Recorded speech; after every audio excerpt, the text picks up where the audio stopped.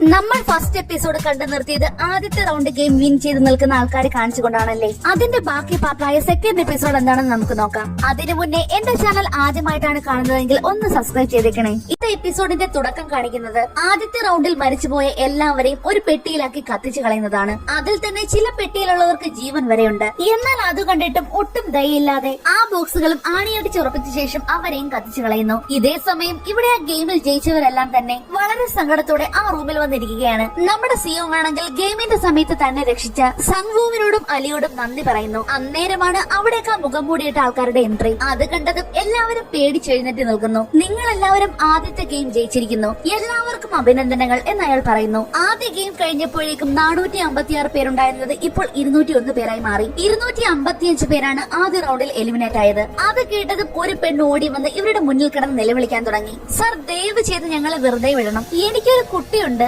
ഇതുവരെ പേരിടാത്തത് കൊണ്ട് കുട്ടി ജനിച്ചത് പോലും രജിസ്റ്റർ ചെയ്തിട്ടില്ല എന്ന് പറഞ്ഞ് അവർ നിലവിളിക്കാൻ തുടങ്ങി. അത് കണ്ട് മറ്റുള്ളവരും ഇതേപോലെ തന്നെ ഞങ്ങളെ വെറുതെ വിടണമെന്ന് പറഞ്ഞ് നിലവിളിക്കാൻ തുടങ്ങി. അത് കേട്ട് ഞങ്ങൾ നിങ്ങളെ ഉപദ്രവിക്കാനൊന്നും ഉദ്ദേശിച്ചിട്ടില്ല, നിങ്ങൾക്കെല്ലാവർക്കും ഒരവസരം തരാൻ വേണ്ടി മാത്രമാണ് നമ്മൾ എല്ലാവരും ഇവിടെ ഒത്തുകൂടിയിരിക്കുന്നതെന്നും അയാൾ പറയുന്നു. അത് കേട്ടിട്ട് ഞങ്ങളെ കൊണ്ട് പിള്ളേരുകൾ കളിപ്പിച്ചിട്ട് കൊന്നു കളയുന്നതാണോ നിങ്ങളെ അവസരം എന്ന് ആ കൂട്ടത്തിലുള്ള ഒരാൾ അവരോട് ചോദിക്കുന്നു. ഗെയിം റൂൾ അനുസരിച്ച് ഗെയിമിൽ തോൽക്കുന്നവരെ എലിമിനേറ്റ് ചെയ്യുക മാത്രമാണ് ഞങ്ങൾ ചെയ്തത്. മാത്രമല്ല ഗെയിം തുടങ്ങിയാൽ അത് പിന്നെ നിർത്താനും പാടുള്ളതല്ല എന്നും അവർ പറയുന്നു. അത് കേട്ടിട്ട് ഞങ്ങൾക്ക് നിങ്ങളുടെ നക്കാപ്പിച്ചൊന്നും വേണ്ട, ഞങ്ങളെ വെറുതെ വിട്ടാൽ മാത്രം മതിയെന്നും പറഞ്ഞ് എല്ലാവരും നിലവിളിക്കാൻ തുടങ്ങി. അങ്ങനെ ഓരോന്ന് പറഞ്ഞ് എല്ലാവരും അവരെ നോക്കി ബഹളം വെക്കാൻ തുടങ്ങി. പെട്ടെന്നാണ് അതിലുള്ള ഒരാൾ തോക്കെടുത്ത് മുകളിലേക്ക് വെടിവെക്കുന്നത്. എന്നിട്ട് ഗെയിം കളിക്കാൻ വിസമ്മതിക്കുന്ന കളിക്കാരെയും ഞങ്ങൾ എലിമിനേറ്റ് ചെയ്തതായിരിക്കുമെന്നും അവർ പറയുന്നു. അന്നേരമാണ് സംഗു വിളിച്ചു പറയുന്നത്, എഗ്രിമെന്റിലെ മൂന്നാമത്തെ റോൾ ഭൂരിപക്ഷം അംഗീകരിച്ചാൽ ഗെയിം റദ്ദ് ചെയ്യുന്നതാണ് അല്ലേ? അതെ, അങ്ങനെയെങ്കിൽ വോട്ട് ചെയ്ത് തീരുമാനിക്കാമെന്ന് അവർ പറയുന്നു. പക്ഷേ വോട്ടിങ്ങിന് മുന്നേ ഞങ്ങൾ സമ്മാനത്തുക പ്രഖ്യാപിക്കുകയാണ്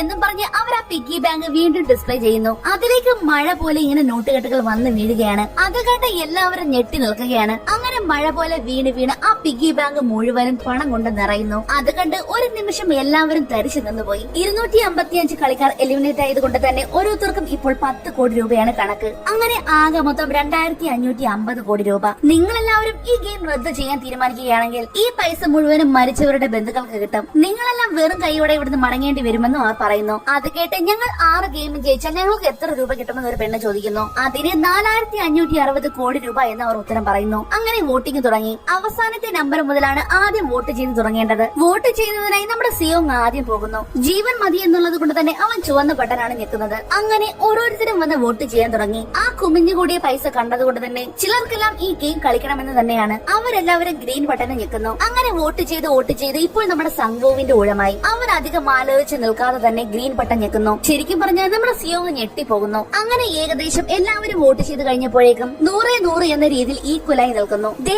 ഈ അപ്പൂപ്പൻ മാത്രമാണ് ഇനി വോട്ട് ചെയ്യാനുള്ളത്. അപ്പൂപ്പന്റെ തീരുമാനം കണക്കിരിക്കും ഗെയിം വേണമോ വേണ്ടയോ എന്നുള്ളത്. അയാൾ പതുക്കെ നടന്ന് വോട്ടിംഗ് മെഷീന്റെ അടുത്തേക്ക് വരുന്നു. എല്ലാവരുടെയും നോട്ടം അയാളിലാണ്. അങ്ങനെ കുറച്ചു നേരം ചിന്തിച്ചു നിന്ന ശേഷം അയാൾ റെഡ് ബട്ടൺ ഞെക്കുന്നു. അതോടെ ഗെയിം വേണ്ട എന്നുള്ളവരായി ഭൂരിപക്ഷം. എന്നാൽ ഗെയിം വേണമെന്ന് പറഞ്ഞവരെല്ലാം കൂടി വഴക്കുണ്ടാക്കുന്നു. ഗെയിം വേണ്ടാത്തവർ പോയിക്കോട്ടെ, എന്തായാലും ഭൂരിപക്ഷം പേർ മരിച്ചുപോയില്ലേ, ഇനി ഗെയിം നിർത്തുന്നതിൽ അർത്ഥമില്ല, ബാക്കിയുള്ള ഞങ്ങളെ കൊണ്ടെങ്കിലും കളിപ്പിക്കാൻ പറഞ്ഞ് അവിടെയുള്ളവർ ബഹളം വെക്കാൻ തുടങ്ങി. അത് കേട്ടിട്ട് ഈ ഗെയിം ഇങ്ങനെ നിർത്തേണ്ടി വന്നതിൽ ഞങ്ങൾക്ക് ഒരുപാട് സങ്കടമുണ്ട്. എന്നാലും ഞങ്ങൾ നിങ്ങളുടെ അവസരങ്ങൾ മൊത്തത്തിൽ കൊട്ടിയടയ്ക്കുന്നില്ല. ഭൂരിപക്ഷത്തിന് വീണ്ടും ഗെയിം കളിക്കാൻ താല്പര്യമുണ്ടെങ്കിൽ ഞങ്ങൾ ഈ ഗെയിം റീസ്റ്റാർട്ട് ചെയ്യുന്നതാണെന്നും അവർ പറയുന്നു. അങ്ങനെ അവിടെ വെച്ച് അവർ ആ ഗെയിം റദ്ദ് ചെയ്യുന്നു. അടുത്ത ഷോട്ടിൽ കാണിക്കുന്നത് 2 പേരെ ഒരു കാറിൽ നിന്നും തള്ളി റോഡിലേക്ക് ഇടുന്നതാണ്. അത് വേറെ ആരുമല്ല, നമ്മുടെ സിയോങ്ങും ബിയോക്കുമാണ്. 2 പേരെയും അടിവസ്ത്രങ്ങൾ മാത്രമിട്ട് കണ്ണും കെട്ടിയാണ് അവർ റോഡിൽ ഉപേക്ഷിക്കുന്നത്. സിയോങ് ആണെങ്കിൽ എന്നെ രക്ഷിക്കണേ നാട്ടുകാരെ എന്ന് പറഞ്ഞ് നിലവിളിക്കാൻ തുടങ്ങി. അത് കേട്ടിട്ട് താനൊന്ന് വായടച്ച് മിണ്ടാതിരിക്കണോ എന്ന് ബിയോക്ക് പറയുന്നു. നീ ഏതാടി, നീ ആ പോക്കറ്റ് അടിക്കാരിയാണോ പെരുങ്കള്ളി എന്ന് നമ്മുടെ സിയോങ് പറയുന്നു. അത് കേട്ട് ഇവിടെ കിടന്ന് തണുത്ത് ചാവണമെങ്കിൽ മര്യാദയ്ക്ക് എന്റെ കെട്ടഴിച്ചു തരാൻ അവൾ പറയുന്നു. അവൾ കൈവച്ച് സിയോങ്ങിന്റെ കണ്ണിലെ കെട്ടഴിച്ചു കൊടുക്കുന്നു. അങ്ങനെ നമ്മുടെ സിയോക്ക് ഒരുവിധം വാവിച്ച് അവളുടെ കയ്യിലെ കെട്ടഴിച്ചു കൊടുക്കുന്നു.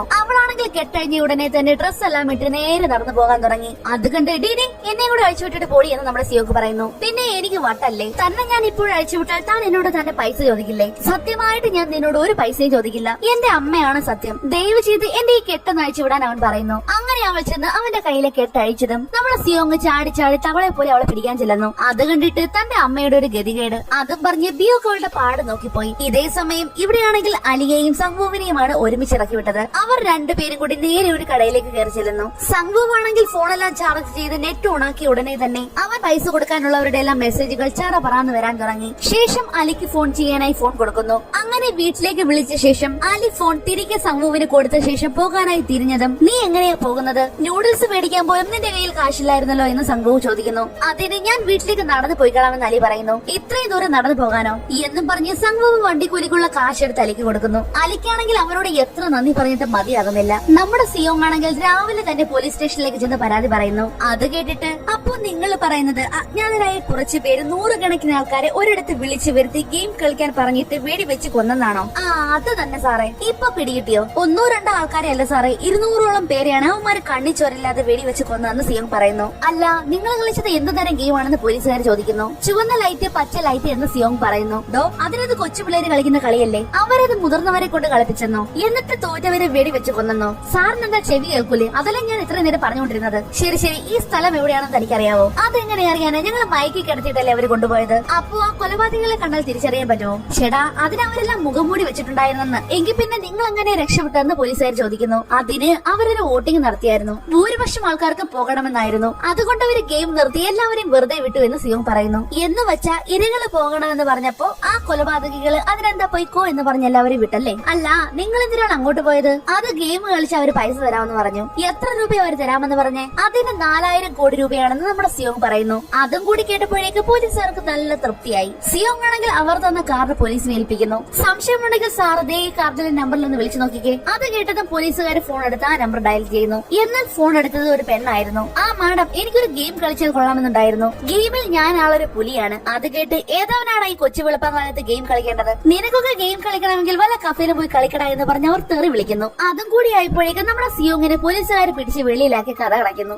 അതേസമയം തന്നെ ആ പോലീസ് സ്റ്റേഷനിലേക്ക് വന്ന മറ്റൊരു പോലീസുകാരൻ സിയോങ് കൊടുത്ത ആ കാർഡ് ശ്രദ്ധിക്കുന്നുണ്ടായിരുന്നു. വീട്ടിലേക്ക് തിരികെ വന്ന സിയോങ് അവിടെ മുഴുവൻ അവന്റെ അമ്മയെ തപ്പുന്നു. എന്നാൽ അവിടെ എങ്ങും ആരുമില്ല. ഇവിടെ സംഭവമാണെങ്കിൽ മറഞ്ഞു നിന്ന് അവന്റെ അമ്മയെ നോക്കി നിൽക്കുകയാണ്. അന്നേരമാണ് നമ്മുടെ സിയോങ് അങ്ങോട്ടേക്ക് വരുന്നത്. അങ്ങനെ അവർ രണ്ടുപേരും കൂടി അവിടെ നിന്ന് മാറി നിന്ന് സംസാരിക്കുകയാണ്. നിനക്ക് 6 കോടി രൂപയുടെ കടമുണ്ടായിരുന്നു എന്ന് സിയോങ് ചോദിക്കുന്നു. അത് കേട്ടിട്ട് എനിക്ക് 6 കോടി രൂപയല്ല 600 കോടി രൂപയുടെ കടമാണുള്ളതെന്ന് സംഭവം പറയുന്നു. 600 കോടി രൂപയോ? അത് കേട്ടതും സിയോങ് ഞെട്ടിപ്പോകുന്നു. അത് മാത്രമല്ല, എന്റെ അമ്മയുടെ പേരിലുള്ള വസ്തുക്കളും ഞങ്ങളുടെ വീടും പിന്നെ അമ്മ നിൽക്കുന്ന കടയുൾപ്പെടെ സകലതും പണയത്തിലാണെന്നും അവൻ പറയുന്നു. അന്നേരമാണ് സിയോങ്ങിന് ഒരു കോൾ വരുന്നത്. അവന്റെ അമ്മ ഇപ്പോൾ ഷുഗർ കൂടി ഹോസ്പിറ്റലിൽ കിടക്കുകയാണ്. കാലാണെങ്കിൽ ഒരു പരുവമായിട്ടുണ്ട്. അതുകൊണ്ട് തന്നെ ഉടനെ ചികിത്സിച്ചില്ലെങ്കിൽ കാലം മുറിച്ചു കളയേണ്ടി വരുമെന്നാണ് ഡോക്ടേഴ്സ് പറയുന്നത്. ഇപ്പോൾ തൽക്കാലത്തേക്ക് അമ്മ ഇവിടെ അഡ്മിറ്റ് ചെയ്യും. മരുന്ന് വെച്ചിട്ട് മാറുന്നുണ്ടോ എന്ന് നമുക്ക് നോക്കാമെന്നും ഡോക്ടർ പറയുന്നു. എന്നാൽ അവന്റെ അമ്മയാണെങ്കിൽ ആശുപത്രിയിൽ കിടക്കാതെ നേരെ എഴുന്നേറ്റ് വീട്ടിലേക്ക് പോകുന്നു. അമ്മ, നിങ്ങൾ എന്തായി കാണിക്കുന്നത്? നിങ്ങൾക്ക് വയ്യാത്തതല്ലേ? നമുക്ക് ആശുപത്രിയിൽ പോയി അഡ്മിറ്റ് ആകാമെന്ന് അവൻ പറയുന്നു. എന്നാൽ അവന്റെ അമ്മ ഇതൊന്നും കേൾക്കുന്നില്ല. ഞാൻ ഇവിടെ കിടന്നാൽ അതിനുള്ള പൈസ ആരാ കൊടുക്കുന്നത്? നിന്റെ കയ്യിലുണ്ടോ? ഇല്ലല്ലോ. അതിന് അമ്മയ്ക്ക് ഇൻഷുറൻസ് കാർഡ് ഇല്ലേ? നമുക്ക് അതിനകത്ത് പൈസ എടുക്കാമല്ലോ എന്ന് സിയോങ് പറയുന്നു. എന്ത് ഇൻഷുറൻസ് കാർഡോ? അതിലെ പൈസ എല്ലാം എടുത്ത് നീ പന്തയം വെച്ച് തീർത്തില്ലേടാ, പിന്നെ നീ എങ്ങനെ പൈസ ഉണ്ടാക്കുമെന്ന് അവർ ചോദിക്കുന്നു. സിയോങ് ആണെങ്കിൽ മറുപടി ഒന്നുമില്ലാതെ തലയിൽ താഴ്ത്തി നിൽക്കുകയാണ്. എനിക്കിനി ഒന്നിനും വയ്യ എന്ന് പറഞ്ഞ് ആ അമ്മ അവിടുന്ന് പോകുന്നു. ദേ, ഈ പോലീസുകാരന്റെ പേര് ഹാങ് ജൂൻ. അവന്റെ ചേട്ടനെ കാണാതായിട്ട് കുറച്ച് ദിവസമായി. ഞാനത് പോലീസുകാരനല്ലേ, എന്ത് വില കൊടുത്തും ഞാൻ എന്റെ ചേട്ടനെ കണ്ടുപിടിക്കുമെന്ന് പറഞ്ഞ് അവൻ അവന്റെ അമ്മയെ സമാധാനിപ്പിക്കുകയാണ്. എന്നിട്ട് നേരെ അവന്റെ ചേട്ടൻ താമസിച്ചിരുന്ന ലോഡ്ജിലേക്ക് പോകുന്നു. അവിടെ ചെന്ന് മുറിയാകെ അരച്ചു പറക്കുന്ന നേരത്താണ് അവൻ ഒരു കാർഡ് കിട്ടുന്നത്. അത് കണ്ടപ്പോഴാണ് നേരത്തെ പോലീസ് സ്റ്റേഷനിൽ വെച്ച് കണ്ട അതേ കാർഡാണല്ലോ ഇത് എന്ന് അവന് മനസ്സിലാകുന്നത്. അടുത്ത ഷോട്ടിൽ കാണിക്കുന്നത് ബിയോക്കിനെയാണ്. അനാഥാലയത്തിൽ താമസിക്കുന്ന അനിയനെ കാണാനായിട്ടാണ് അവൾ വന്നത്. എന്നാൽ എനിക്കിവിടെ താമസിക്കേണ്ട, എനിക്ക് എന്റെ അച്ഛനും അമ്മയെ കാണണമെന്ന് പറഞ്ഞ് കരയുകയാണ് അവൻ. ചേച്ചിയല്ലേ പറഞ്ഞത് ഉടനെ അമ്മയെ കൊണ്ടുവരുമെന്ന്? 1 മാസത്തിനുള്ളിൽ നമുക്ക് എല്ലാവർക്കും ഒരുമിച്ച് താമസിക്കാമെന്ന് ചേച്ചി പറഞ്ഞില്ലേ? ചേച്ചി പറയുന്നതെല്ലാം കള്ളമായി എന്ന് പറയാൻ അവൻ ബഹളം വെക്കുന്നു.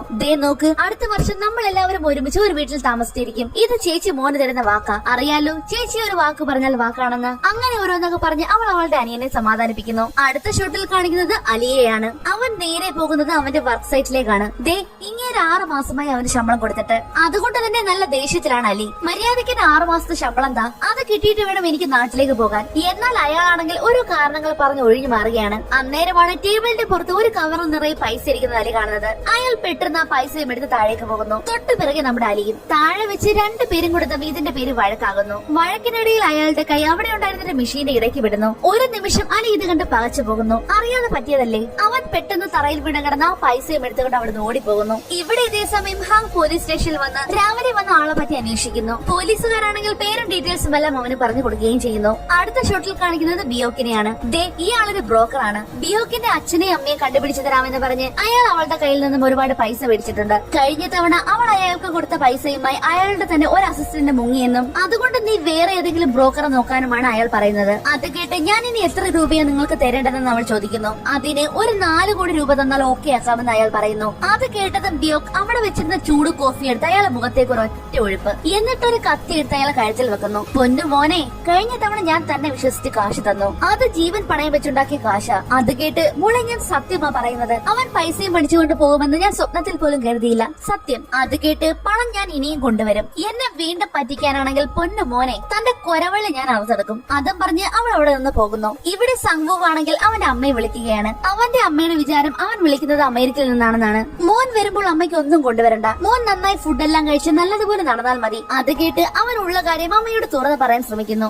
എന്നാൽ അപ്പോഴേക്കും കടയിലേക്ക് കസ്റ്റമർ വന്നതുകൊണ്ട് തന്നെ അവന്റെ അമ്മ ഫോൺ വെക്കുന്നു. കടയിൽ വന്ന കസ്റ്റമറിനോട് തന്റെ മകനെ പറ്റി പുകഴ്ത്തി പറയുകയാണ് അമ്മ. അത് കേട്ട് മോൻ കല്യാണം കഴിച്ചതാണോ, ഇല്ലെങ്കിൽ ഞാനൊരു പെണ്ണിനെ കൊണ്ടുതരാം എന്നവർ പറയുന്നു. അതിന് എന്റെ മകൻ ഇച്ചിരി സ്റ്റാൻഡേർഡ് കൂടുതലായി എന്ന അമ്മ പറയുന്നു. ആ ചേച്ചിക്ക് എന്തോ അതത്ര പിടിച്ചില്ല. അന്നേരമാണ് സംഗുവിനെ അന്വേഷിച്ച് അവിടേക്ക് 2 പോലീസുകാർ വരുന്നത്. അവർ സംഗു എന്തെന്ന് ചോദിക്കുമ്പോൾ അവൻ ജോലിയുടെ ആവശ്യത്തിനായിട്ട് അമേരിക്കയിലേക്ക് പോയതാണെന്ന് അവന്റെ അമ്മ പറയുന്നു. അത് കേട്ട് പണം തട്ടിയതിനും വ്യാജരേഖ ചമച്ചതിനും പിന്നെ മറ്റ് സാമ്പത്തിക കുറ്റകൃത്യങ്ങളുടെ പേരിലും സംഗുവിന്റെ പേരിൽ അറസ്റ്റ് വാറുണ്ടെന്ന് അവർ അമ്മയോട് പറയുന്നു. അത് കേട്ട് എന്റെ മോൻ അങ്ങനെയൊന്നും ചെയ്യില്ല, ചിലപ്പോൾ നിങ്ങൾക്ക് ആള് മാറിയതാകാമെന്നും ആ അമ്മ പോലീസുകാരോട് പറയുന്നു. മോൻ വരുവാണെങ്കിൽ സ്വമേധയെ വന്ന് കീഴടങ്ങാൻ പറയണം, ഇങ്ങനെ മുങ്ങി നടക്കുന്നത് അവന് തന്നെയാണ് പ്രശ്നം. അതും പറഞ്ഞ് ആ പോലീസുകാർ അവിടുന്ന് പോകുന്നു. ഇതെല്ലാം കേട്ട് ഞെട്ടിത്തെറിച്ച് നിൽക്കുകയാണ് ആ അമ്മ. ഇതേ സമയം സംഗു ബാത്ടബിൽ കിടന്ന് ബിയർ മേടിച്ച് സങ്കടപ്പെട്ടിരിക്കുകയാണ്. അന്നേരമാണ് ആരോ കോളിംഗ് ബെൽ അടിക്കുന്നത്. അവൻ ആ നനവോടെ തന്നെ എഴുന്നേറ്റ് ഡോറിന്റെ അടുത്തേക്ക് ചെല്ലുന്നു. അപ്പോഴാണ് ഡോറിന്റെ താഴെ കിടന്ന ഒരു കാർഡ് അവന് കിട്ടുന്നത്. അതേ കാർഡ് തന്നെ. അതിൽ സമയം ജൂൺ 23 അർദ്ധരാത്രി, സ്ഥലം പഴയ സ്ഥലം